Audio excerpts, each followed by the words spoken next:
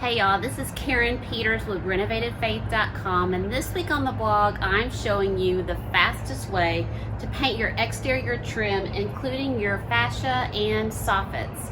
And why would I want to do this? For one thing, it really updates the look of your whole house. When we first moved into this house, I didn't love the look of the brick, but one of the problems was that this trim was like a beige brown look that just didn't accentuate the look of the house. So by painting the trim, it changed the whole look of the entire house without a whole lot of effort. Also, I am saving about $2,000 by doing this myself. This is not the fastest project you'll do, but it's one that's easy and it will be a big return on your investment of time and money. So this process will show you exactly how to paint your exterior trim step by step. The first thing we need to do is prep the trim work before painting. And I like to use a product called Wet and Forget. It's a great alternative to having to use a pressure washer. For one thing, a pressure washer can damage the trim if you use it at the wrong setting. And the Wet and Forget will get off most of the mildew and dirt that will keep your paint from adhering to the trim work. Just spray it on a few days before you start painting.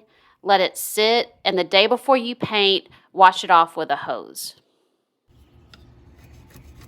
Next, be sure to scrape off any loose paint. If you don't scrape it off now, when the new paint dries on it, that weight of the paint will actually make it peel up more. So scrape away any loose paint. If it's not wanting to come up, you can just leave it.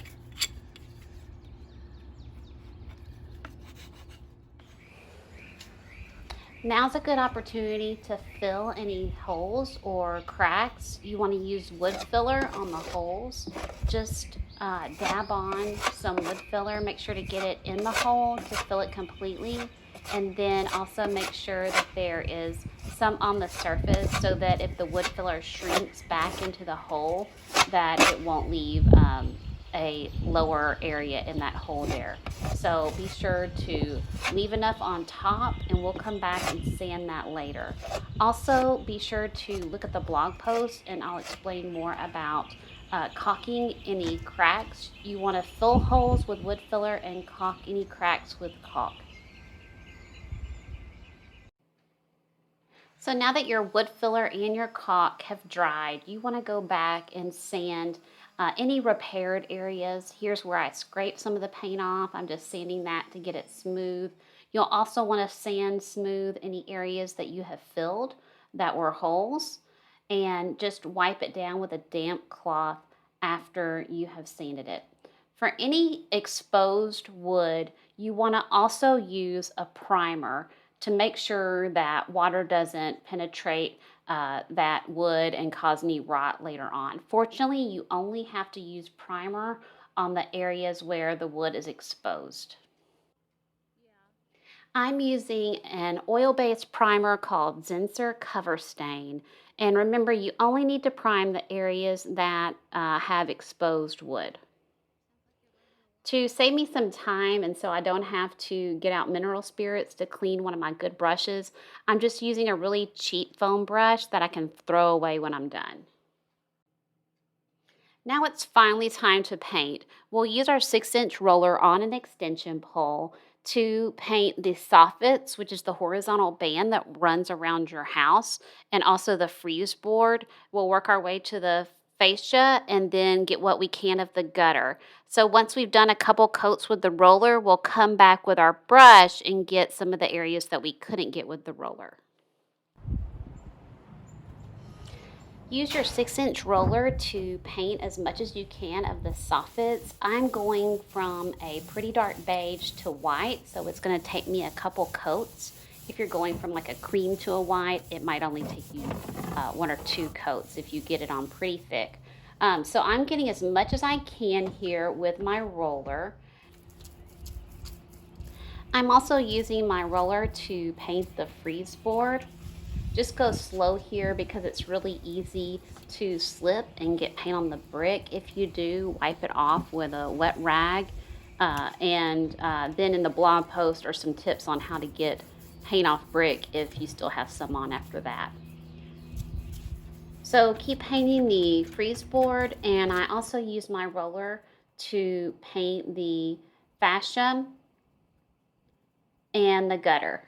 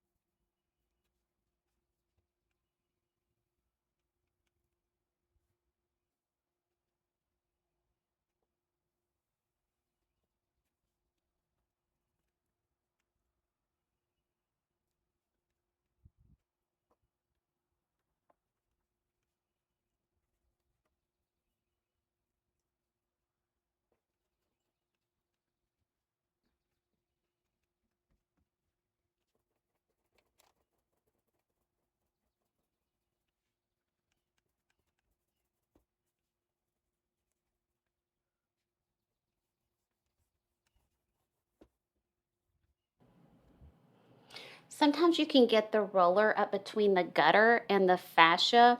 On this section, I couldn't, but it's a lot easier if you use the roller. So what I'm doing here is getting as much as I can of the fascia, and I'll come back later with my brush to get that space in between. Here's the next coat with the roller after the paint's had a chance to dry at least a few hours.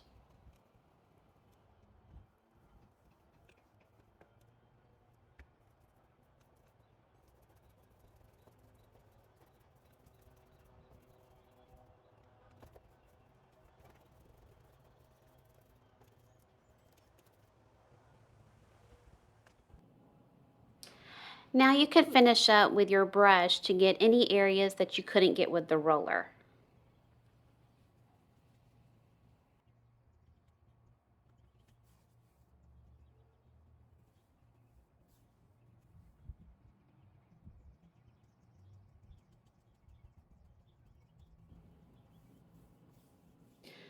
Here's the before picture of the trim in the dark beige paint, and now you can see how it turned out after it's been painted.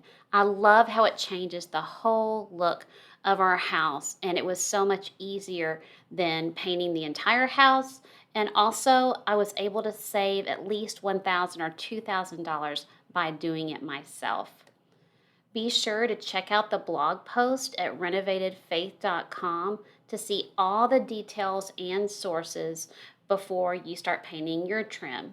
Please feel free to ask me any questions in the comment section below.